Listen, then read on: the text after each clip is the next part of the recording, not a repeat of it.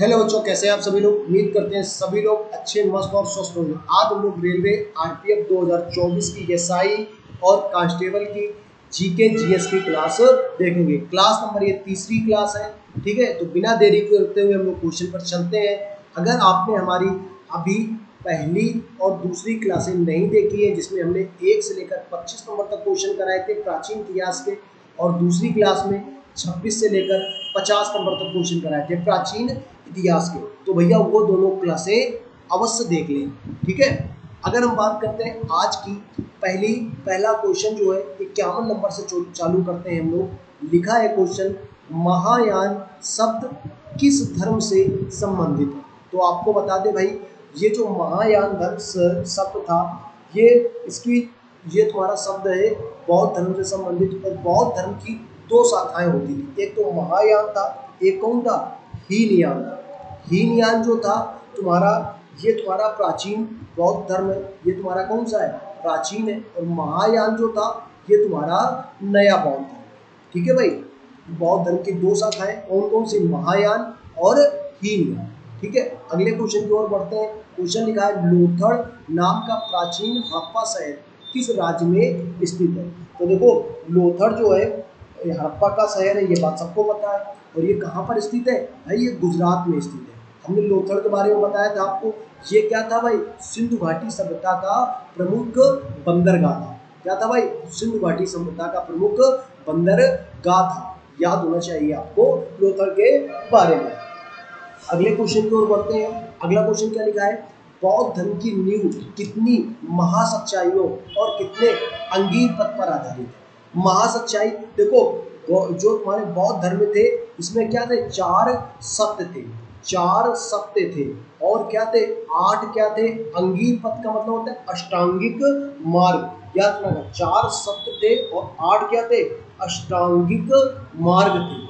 8 अष्टांगिक मार्ग थे, 4 सत्य थे, 8 अष्टांगिक मार्ग थे। 4 और 8 किसमें लिखा है, ऑप्शन नंबर डी इसका राइट आंसर होगा। अगले क्वेश्चन को पढ़ते हैं। क्वेश्चन नंबर 54 क्या लिखा है, गौतम बुद्ध ने अपने उपदेशों में जनसाधारण किस भाषा का प्रयोग किया था। जनसाधारण में किस भाषा का प्रयोग किया था। देखो, जो ज्यादातर हम आपको 100% नहीं कह सकते, 90% की बात करें तो गौतम बुद्ध ने पाली भाषा का ही प्रयोग किया है।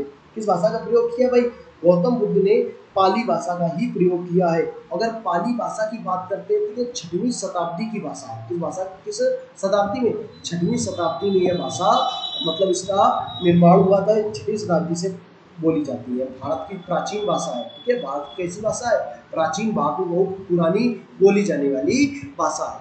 अगले क्वेश्चन की बात करते हैं। क्वेश्चन नंबर 55 लिखा है, त्रिपिटक पवित्र धर्म ग्रंथ कौन से धर्म से संबंधित है। त्रिपिटक, देखो हमने आपको ये क्वेश्चन बहुत बार बताया है। त्रिपिटक जो धर्म ग्रंथ है ये किस धर्म से संबंधित है, तो भाई बौद्ध धर्म से संबंधित है। हमने त्रिपिटक आपको बताए भी थे, आपको याद होने चाहिए। त्रिपिटक में कौन कौन से बात करते हैं, आते हैं, ये हमने आपको एक तरह से तुम्हारा पिछले बताया था। आपको हमने बताया था त्रिपिटक के लिए कौन कौन से बताए थे। त्रिपिटक में विनय पिटक आता है, अभिधम्म पिटक आता है, सुत्त पिटक आता है। बताया था नहीं बताया था, याद होना चाहिए। ठीक है, अगले क्वेश्चन की ओर बढ़ते हैं। क्वेश्चन नंबर जो क्या लिखा है, 56 नंबर क्वेश्चन क्या है, बौद्ध धर्म का ग्रंथ का नाम बताइए जिसमें भिक्षुओं के लिए नियमों का उल्लंघन किया गया। त्रिपिटक, अब देखो त्रिपिटक में तो विनय पिटक, सुत्त पिटक और अभिधम्म पिटक ये तीनों आते हैं, लेकिन जो विनय पिटक है इसमें क्या बताया गया है, भिक्षुओं के बारे में बताया गया। विनय पिटक में भिक्षुओं के बारे में आपको उल्लेख मिलेगा। अगला क्वेश्चन क्या है, बोधिसत्व की अवधारणा निम्न में से किसमें संबंधित है। बोधिसत्व जैन धर्म से और सिख धर्म से संबंधित नहीं होगा, या तो हीन से होगा, या तो हीनयान धर्म से होगा, या तो महायान धर्म से होगा। देखो बोधिसत्व का मतलब क्या होता है, 10 पारमिताओं का पूर्ण रूप से पालन करना। 10 पारमिताएं जो होती हैं उनका पूर्ण रूप से पालन करना। और ये जो है तुम्हारा महायान शाखा में है। महायान बौद्ध धर्म की कौन सी है, नवीनतम शाखा है, नवीन शाखा है। ठीक है, तो इससे संबंधित है। ऑप्शन नंबर क्या होगा, डी इसका राइट आंसर होगा। अगले क्वेश्चन 58 नंबर 58 नंबर क्वेश्चन की ओर बढ़ते हैं। लिखा है, निम्नलिखित में से अनुसरण बताना है। ये क्वेश्चन हमने कल कराया था। ये क्वेश्चन कब कराया था, कल कराया था। ये वाला क्वेश्चन आपको याद होगा, अगर कल वाला वीडियो देखे होंगे तो इस क्वेश्चन का आंसर जल्दी से दे दोगे। देखो इस्लाम कुरान से संबंधित है, बिल्कुल सही है। सिख धर्म का गुरु ग्रंथ साहिब सही है। ईसाई धर्म का बाइबल, ठीक है ना। उपनिषद के हिंदू धर्म की है, हिंदू धर्म का है भाई, हिंदू धर्म के लिए है, ठीक है, हिंदू धर्म के लिए। तो जैन धर्म का ग्रंथ कौन सा होगा भाई? जैन धर्म का कोई ग्रंथ बताओ भाई, जैन धर्म का कौन सा ग्रंथ होगा? जैन धर्म का हमने बताया था आगम साहित्य। कौन सा साहित्य बताया था? आगम साहित्य। हमने जैन धर्म का आपको बताया था ग्रंथ आगम साहित्य।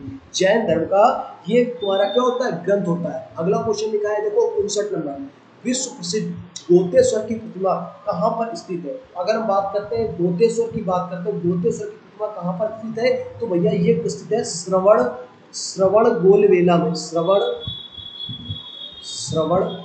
बेलगोला, श्रवण बेलगोला में गोतेश्वर की प्रतिमा स्थित है। और इस प्रतिमा की अगर बात करते हैं, गोतेश्वर की प्रतिमा की अगर बात करें हम लोग, तो ये भैया कैसे बनी है? ग्रेनाइट से बनी है, ग्रेनाइट से बनी है, ठीक है, ग्रेनाइट से बनी है। और अगर हम बात करते हैं कब बनी थी, तो 9वीं शताब्दी में बनी थी। कब बनी थी भाई? 9वीं शताब्दी में बनी थी, 9वीं शताब्दी में ये बनी थी, ठीक है। और अगर हम बात करते हैं ये किसकी प्रतिमा है, तो ये प्रतिमा जो है ना गोतेश्वर की, ये बाहुबली की प्रतिमा है। बाहुबली, ये कटप्पा वाले बाहुबली नहीं भाई, कटप्पा वाले बाहुबली मूवी वाले बाहुबली नहीं। जैन धर्म के जो प्रथम तीर्थंकर थे, जैन धर्म के जो फर्स्ट तीर्थंकर थे, कौन कौन थे भाई तीर्थंकर? तीर्थंकर कौन थे जैन धर्म के? ऋषभ देव, उनके पुत्र की प्रतिमा है। ऋषभ देव कौन थे भाई? बाहुबली के पुत्र, सॉरी बाहुबली जो थे, बाहुबली थे वो ऋषभ देव के पुत्र थे। उनकी प्रतिमा है गोतेश्वर की। कब बनी थी? 9वीं शताब्दी में बनी थी। कहाँ पर है? श्रवण बेलगोला में। किसकी है? ग्रेनाइट की। श्रवण बेलगोला कहाँ पड़ता है भाई? ये कर्नाटक में पड़ता है। तो इसका राइट आंसर क्या होगा? कर्नाटक इसका राइट आंसर होगा। अगला क्वेश्चन लिखा है क्वेश्चन नंबर 60। क्वेश्चन नंबर 60 देखो क्या लिखा है। क्वेश्चन नंबर 60 में लिखा है विक्रमशिला विश्वविद्यालय कहाँ पर स्थित है? अगर हम विक्रमशिला विश्वविद्यालय की अगर बात करते हैं, तो इसको देखो, इसको जो बनवाया था वो गोपाल ने बनवाया था। इसको किसने बनाया था? गोपाल ने बनवाया था। गोपाल वंश के, गोपाल नहीं, गोपाल तो ये गोपाल वंश के जो धर्मपाल थे, गोपाल वंश के जो धर्मपाल थे उन्होंने बनवाया था, ठीक है। तो अब बात करते हैं, ये गोपाल वंश के धर्मपाल ने बनवाया था। और ये कहाँ पर स्थित है? तो ये बिहार में स्थित है। बिहार में कहाँ पर स्थित है भाई? भागलपुर में स्थित है, ठीक है। बिहार में इसको भागलपुर में स्थित है, ठीक है, कोई दिक्कत। अगले क्वेश्चन की ओर बढ़ते हैं। क्वेश्चन नंबर 61 लिखा है अमरावती वास्तुकार को सर्वप्रथम किन शासकों द्वारा संरक्षण प्राप्त किया गया था? तो इसको किसने किया था भाई? सातवाहन वंश ने। इसको किसने किया था? सातवाहन वंश ने संरक्षण प्राप्त किया था, ठीक है भाई। सातवाहन वंश ने इसको संरक्षण प्राप्त किया था अमरावती। इसके बाद की बात करते हैं, तो इसके बाद इक्ष्वाक वंश ने किया था शायद, हाँ इक्ष्वाक वंश ने इसके बाद किया था। इसके बाद किसने किया था? इक्ष्वाकु वंश ने किया था संरक्षण। सातवाहन वंश ने पहले किया था, इसके बाद इक्ष्वाकु वंश ने किया था। अगले क्वेश्चन को बढ़ते हैं। क्वेश्चन नंबर 63, यज्ञ में कौन से घोड़े का बलिदान संबंधित है? देखो अगर हम यज्ञ के घोड़े के बलिदान की बात करें, तो अश्वमेध यज्ञ में घोड़े का बलिदान दिया जाता है। क्वेश्चन नंबर 64 देखो, 64 में क्या लिखा है? दिगंबर और श्वेतांबर धर्म से किस धर्म से संबंधित है? तो अगर हम 64 की बात करें, क्वेश्चन नंबर 64 की, दिगंबर और श्वेतांबर, तो भैया ये दिगंबर क्या होते हैं? देखो पहले दिगंबर की हम लोग बात करते हैं। तो दिगंबर क्या होते हैं? ये देखो जो तुम्हारे संबंधित है, सबको पता है भाई, जैन धर्म से संबंधित है। ये जैन धर्म की दो शाखाएं थी, दिगंबर और श्वेतांबर। दिगंबर में देखो अगर हम बात करते हैं दिगंबर की, तो दिगंबर में क्या होता है? साधु होते हैं, इसमें साधु नग्न होते हैं, इसमें कपड़े नहीं पहने जाते, साधु नग्न अवस्था में होते हैं, नग्न अवस्था में होते हैं, ठीक है। साधु किसमें होते हैं? नग्न अवस्था में होते हैं। और दिगंबर की अगर बात करें, तो इसके जो मतलब एक तरह से तुम्हारे दिगंबर के समर्थक थे, शिष्य थे, वो कौन से थे? भद्रबाहु इसके शिष्य थे दिगंबर के। और अगर हम श्वेतांबर शाखा की बात करें, श्वेतांबर में, तो इसमें क्या होता है? सफ़ेद कपड़े पहनते हैं, सफ़ेद कपड़े पहने जाते हैं, सफ़ेद कपड़े पहने जाते हैं, ठीक है भाई। और इसके जो शिष्य थे, इसके शिष्य थे तुम्हारे कौन से थे भाई? स्थूलभद्र थे, हाँ स्थूलभद्र इसके सिद्ध शिष्य थे। इसके कौन थे? स्थूलभद्र इसके तुम्हारे शिष्य हुआ करते थे, ठीक है। अगले क्वेश्चन की ओर बढ़ते हैं। स्थूलभद्र, ठीक है, स्थूलभद्र। अगले क्वेश्चन की ओर बढ़ने से पहले आपने अगर चैनल को सब्सक्राइब नहीं किया है, सबसे पहले चैनल को सब्सक्राइब कर लें, वीडियो को लाइक कर लें और मन की अपनी प्यारी प्यारी बातें कमेंट में जरूर बताएं सर क्या हो सकता है क्या नहीं हो सकता है। ठीक है, क्वेश्चन नंबर 65 लिखा है निम्नलिखित में से कौन सा दर्शन तार्किक सोच की तकनीकी में विश्वास करता है। अब देखो दर्शन की बात करें तो सबसे इंपॉर्टेंट है भाई, अगर हम लोग दर्शन की बात करते हैं तो भैया देखो, अगर हम संख्या दर्शन की बात करते हैं, संख्या दर्शन किसने दिया था भाई, कपिल मुनि ने दिया था। संख्या दर्शन किसने दिया था, कपिल मुनि ने दिया था। न्याय दर्शन की बात करें तो सबको पता है भाई पतंजलि ने दिया था, पतंजलि ने दिया था न्याय दर्शन। ठीक है ना। वेदांत दर्शन की बात करें, वेदांत दर्शन जो तुम्हारे थे वादरायण ने दिया था, बदरायण ने दिया था। ठीक है ना। और योग दर्शन, योग दर्शन किसने दिया था, गौतम ने दिया था, महर्षि गौतम ने दिया था। अब क्या पूछा गया, तार्किक सोच। तार्किक सोच की अगर बात करते हैं तो भाई न्याय दर्शन, इन्होंने पतंजलि ने दिया था न्याय दर्शन। से क्या होती, तार्किक सोच बढ़ती है। अगर हम बात करते हैं दर्शन की तो दर्शन भैया 8 प्रकार के टोटल होते हैं। कौन कौन से, ठीक है ना, सॉरी 6 प्रकार के दर्शन टोटल होते हैं। संख्या दर्शन इसने को कपिल मुनि ने दिया था, सबको पता है भाई संख्या दर्शन। योग दर्शन अभी भी बताया पतंजलि ने दिया था। संख्या दर्शन किसने दिया था, गौतम ने दिया था। वैशेषिक दर्शन किसने दिया, उलूकर्ण ने दिया था। और मीमांसा दर्शन की बात करें तो जैमिनी ने दिया था। वेदांत दर्शन हमने बताया बादरायण ने दिया था। वेदांत दर्शन किसने दिया था, बादरायण ने दिया था। अगले क्वेश्चन की ओर बढ़ते हैं हम लोग। लिखा है क्वेश्चन नंबर 66, लिखा है चीनी यात्री हेंग सांग के समकालीन थे। अब देखो हेंग सांग सबको पता है हर्षवर्धन के समकालीन थे। बिल्कुल कोई क्वेश्चन में दम नहीं है, बिल्कुल आसानी से आ जाएगा। हेंग सांग किसके दरबारी कवि थे, ये तुम्हारे हर्षवर्धन के। लेकिन इनके लिए हेंग सांग के ये एक इंपॉर्टेंट चीज है, इनकी एक पुस्तक थी। कौन सी पुस्तक थी, सी यू की। ठीक है, इनकी एक पुस्तक थी, ये इंपॉर्टेंट है। हेंग सांग की पुस्तक सी यू की। ठीक है, तो इसको इंपॉर्टेंट है। और इन्हें क्या कहा जाता था, यात्री का राजकुमार, यात्रियों का राजकुमार, यात्रियों का राजकुमार भी इनको कहा जाता था। किनको कहा जाता था भाई, इनको, यही तुम्हारे हेंग सांग को कहा जाता था यात्रियों का राजकुमार भी कहा जाता था। क्वेश्चन नंबर 67 देखो भाई, सितान वासन की गुफाएं किस धर्म से संबंधित है। तो अगर बात करते हैं क्वेश्चन नंबर 67 की, तो ये किस धर्म से संबंधित है। क्वेश्चन इसका आंसर क्या होगा, ऑप्शन नंबर डी, जैन धर्म से संबंधित है। अगले क्वेश्चन की ओर बढ़ते हैं। क्वेश्चन नंबर लिखा है 68, लिखा है तृतीय बौद्ध परिषद का आयोजन किसके द्वारा किया गया था। देखो तृतीय बौद्ध परिषद का आयोजन छोड़ो, पहली हम लोग देखते हैं। पहली बौद्ध परिषद का, फर्स्ट की अगर बात करते हैं 1 नंबर की, तो 1 नंबर जो पहली जो बौद्ध संगति थी, ठीक है ना, इसका आयोजन किसके द्वारा किया गया था, अजात शत्रु द्वारा किया गया था। किसके द्वारा किया गया था, अजात शत्रु द्वारा किया गया था। पहले की अजात शत्रु द्वारा पहले की किया गया था। कब किया गया था, 483 ईसा पूर्व। ठीक है, 483 ईसा पूर्व पहली का किया गया था, अजात शत्रु द्वारा किया गया था। और इसके जो अध्यक्ष थे वो कौन थे, महाकश्यप। इसके जो अध्यक्ष थे कौन थे भाई, महाकश्यप। महाकश्यप इसके अध्यक्ष थे। और कहाँ पर किया गया था, राजगृह में किया गया था। कहाँ पर किया गया था, राजगृह में किया गया था। ये तो पहली हो गया। अगर हम दूसरे की बात करते हैं, दूसरी का कब किया गया था, तो दूसरे नंबर की बात करते हैं। ये तो पहली हो गया। दूसरी का कब किया गया था, दूसरा तो दूसरा का जो तुम्हारा कराया था वो काला शोक ने कराया था, काला शोक। दूसरी जो बौद्ध संगति हुई थी वो किसने कराई थी, काला शोक ने कराई थी। कब कराई थी, देखो ये है मतलब 483, 100 साल बाद हुई थी, 383 ईसा पूर्व। और इसके अध्यक्ष कौन थे भाई, अध्यक्ष की अगर बात करते हैं तो सबकामी थे इसके अध्यक्ष, सबकामी अध्यक्ष इसके थे। और कहाँ पर हुई थी दूसरी बौद्ध संगति, तो वैशाली में हुई थी। कहाँ पर हुई थी, वैशाली में हुई थी। अगर अब तीसरी की बात करते हैं तो तीसरी की अगर बात करते हैं, तीसरी कहाँ पर हुई थी, तो तीसरी की अगर बात करते हैं तो इसकी जो आयोजन कराया था वो कराया था अशोक ने। किसने कराया था भाई, अशोक ने। ये ज़्यादा इंपॉर्टेंट है। ठीक है, अशोक ने कराया था। और तीसरी का कराया था 250 ईसा पूर्व, 250 ईसा पूर्व। ठीक है ना। और अध्यक्षता इसकी कोई इंपॉर्टेंट ज़्यादा है नहीं। कहाँ पर हुई थी, तुम्हारे ये पाटलिपुत्र में हुई थी, पाटलिपुत्र में हुई थी। अध्यक्षता इसकी कोई इंपॉर्टेंट नहीं है, आपको बताने से कोई फायदा नहीं है। बात को अगर बता दें तो मोगलीपुत्र ने इसकी अध्यक्षता की थी, लेकिन कोई फायदा नहीं है। मोगलीपुत्र ने इसकी अध्यक्षता की थी लेकिन इंपॉर्टेंट नहीं, तो हम नहीं बता रहे। ठीक है भाई। अगर हम बात करते हैं चौथी की, तो चौथी को जो बौद्ध संगति हुई थी उसका जो आयोजन कराया था कनिष्क ने कराया था, कनिष्क ने कराया था। और कनिष्क ने कराया था, कब कराया था? 72 ईसा पूर्व कराया था, 72 ईसा पूर्व कराया था। और अध्यक्ष कौन थे? वसुमित्र इसके अध्यक्ष थे, वसुमित्र इसके अध्यक्ष थे। और इसके बाद करते हैं कहाँ पर हुई थी? कुंडल वन कश्मीर में हुई थी। कहाँ पर हुई थी? कुंडल वन कश्मीर में इसकी जो हुई थी तुम्हारी चौथी वैद्य संगत थी, कश्मीर, कश्मीर, ठीक है।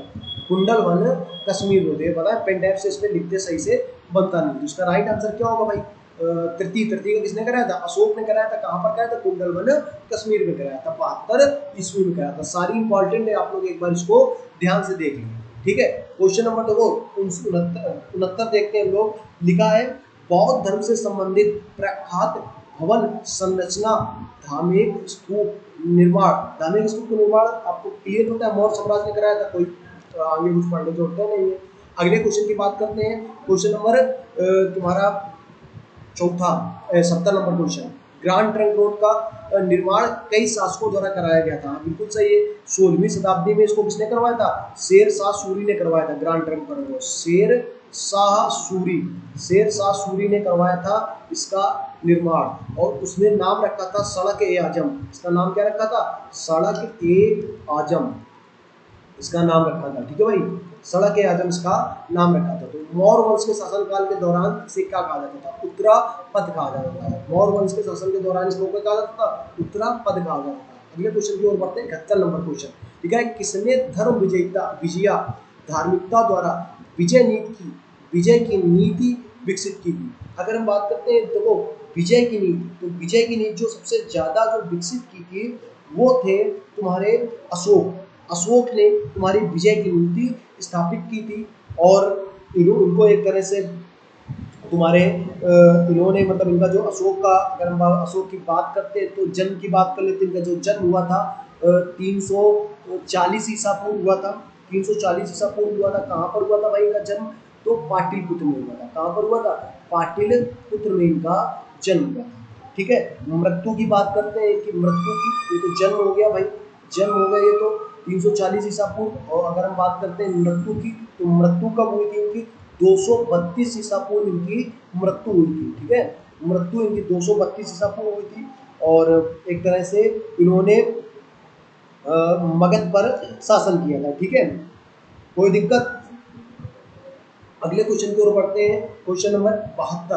क्वेश्चन नंबर 72 क्या लिखा है? प्रसिद्ध कलिंग युद्ध के सम्राट अशोक को युद्ध छोड़ने और बौद्ध धर्म अपनाने के लिए प्रेरित किया था। यह युद्ध उड़ीसा में कब लड़ा गया? देखो आपको भी पता है कलिंग युद्ध कहाँ पर लड़ा गया था भाई? तो उड़ीसा में लड़ा गया था। कहाँ पर लड़ा, कब लड़ा गया था? 261 ईसा पूर्व। 261 ईसा पूर्व कब लड़ा गया था? कलिंग युद्ध लड़ा गया था। Question number 73 number question. जो अशोक सम्राट अशोक पत्थर के स्तंभों एवं पत्थर के तख्तों पर कितने आदेश, मतलब कुल मिलाकर उनके कितने शिलालेख थे? 14 शिलालेख तुम्हारे, जो तुम्हारे इनके अशोक के तुम्हारे जो थे 14 शिलालेख थे। और 1837 में इन्होंने किसने? जेम्स प्रिंसेप ने, हाँ जेम्स प्रिंसेप ने इनको पढ़ा था, ठीक है। जेम्स प्रिंसेप ने इनको पढ़ा था, ठीक है भाई। कोई दिक्कत?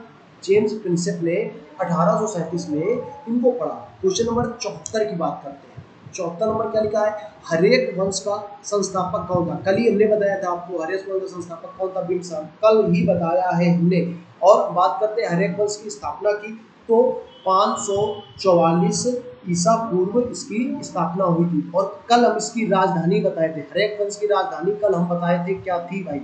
हर्यक वंश की राजधानी, हर्यक वंश की राजधानी क्या थी भाई? गिरिब्रज थी। अच्छा हमें याद रहता है क्वेश्चन, क्योंकि हम बता रहे हैं आपको, तो हमें याद रहता है क्वेश्चन। गिरिब्रज या राजगृह थी। इसकी राजधानी क्या थी? गिरिब्रज या राजगृह थी। Question number 75। क्वेश्चन नंबर 75 करने से पहले आपको बता दें भाई, रीजनिंग का भी अपने इस पे चैनल पे आपको एक तरह से वीडियो मिल रहा है। तो यही आरपीएफ के लिए जीके जीएस की क्लास चल रही है, वहां पर क्या चल रही है? रीजनिंग की क्लास चल रही है। अगर आप उसे देखना चाहो तो वो भी आप देख सकते हो। और डेली 8 बजे, डेली रात 8 बजे 8 PM पे आपको रीजनिंग मिलेगी। 7 PM पे आपको क्या मिलेगी? जीएस मिलेगी। 7 PM पे आपको जीएस मिलेगी, ठीक है ना। और अगर आपने चैनल को सब्सक्राइब नहीं किया है, सबसे पहले भाई चैनल को सब्सक्राइब करो, क्योंकि चैनल अगर सब्सक्राइब नहीं करोगे तो नोटिफिकेशन नहीं आएगी, नोटिफिकेशन नहीं आएगी तो फिर पढ़ने का क्या मतलब बनता है। निम्नलिखित में से कौन सा साम्राज्य सबसे लंबी अवधि तक रहा, सबसे लंबी अवधि तक कौन सा साम्राज्य रहा भाई? तो अगर बात करते हैं पाल, पाल जो थे वो सबसे लंबी अवधि तक रहे। ये तुम्हारे 8वीं शताब्दी से 11वीं शताब्दी तक रहे। मतलब इन्होंने 750 से लेकर 1174 तक इन्होंने राज किया। 750 से लेकर 1174 तक राज किया था। ठीक है भाई, तो मिलते हैं आपको कल, तब तक के लिए जय हिंद जय भारत। चैनल को सब्सक्राइब करें। देखो आप एक बात बताते हैं, देखो सबसे पहले देखो वीडियो सारे लगे हुए हैं, वीडियो सारे प्रीमियम में लगे हुए हैं, तो आप चाहो तो उनका नोटिफिकेशन ऑन कर सकते हो। देख लो प्लेलिस्ट भी बनी हुई है, प्लेलिस्ट भी बनी हुई है, तो प्लेलिस्ट में जाओ, वहां से आप देखो जाकर, कोई दिक्कत नहीं है। चैनल को सब्सक्राइब करो, वीडियो को लाइक करो और क्या करो भाई, कमेंट करो। कोई दिक्कत हो तो आप कमेंट में बता सकते हो। जय हिंद जय भारत।